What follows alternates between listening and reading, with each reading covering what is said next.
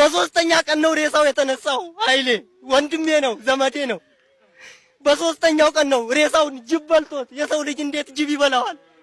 እኛ ኢትዮጵያዊ አይደለን እንዴ? ሰው እንዴት በማተቡ ታርዶ እንዴት እንደዚህ ይሆናል? ይሄ በጣም ውስጣችንን የጎዳው በማንነታችን መቼም ቀና ብለን እንዳንሄድ ያደረገን ድርጊት ነው። ከውስጣችን መቼም አይጠፋም። በመከላከያ ሰራዊት ባይመጣ ኖሮ ይሄ ልጅ አልተቀበረም ነበር በምድራችን ላይ። ምድራችን ላይ አትቀብሩትም ብለው 3 ቀን ድረስ አንጀቱ ተጎልጉሎ ነው። ሰው አልቀበርንም እኮ እኛ። አካላቸውን እኮ ማወቅ አቅቶን ተቆራርጠው በየቦታው ሆነው ነው ያየናቸው። እኛ እንግዲህ እናንተ የኢትዮጵያ ኦርቶዶክሳውያን የእውነት እኛ የታፈን የተጨቆን ህዝብ ነን።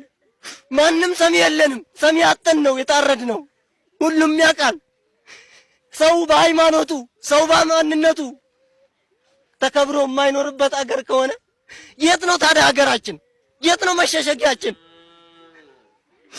መከላከያ እኮ ባይኖር በሶስተኛ ቀን ነው ሰው አንድ ጉድጓድ እንዴት ይቀበራል? ሰው በተወለደበት ሀገር በኖረበት ሀገር የምናመልከው አምላክ እኮ የሚያሳፍር አምላክ አይደለም። ለምንድን ነው የምንታረደው?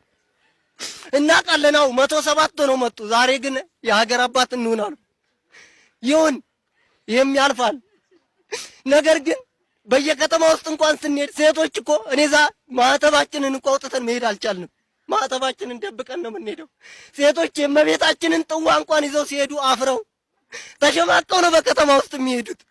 ይሄ ለምን ይሆናል? ለምንድን ነው እንደዚህ የሚሆነው? እና እኛ የእውነት በጣም የተጨቆን በሃይማኖታችን የተረገጥን በማንነታችን ቀና ብለን የማንሄድበት ኢስላሚክ ስቴትን ለማቋቋም ነው አላማቸው። እኛ ከተማ ላይ በተለይ ባሌ ላይ በጣም አስቸጋሪ የሆነበት ለምን ዝም እንደተባለ ግራ ይገባናል።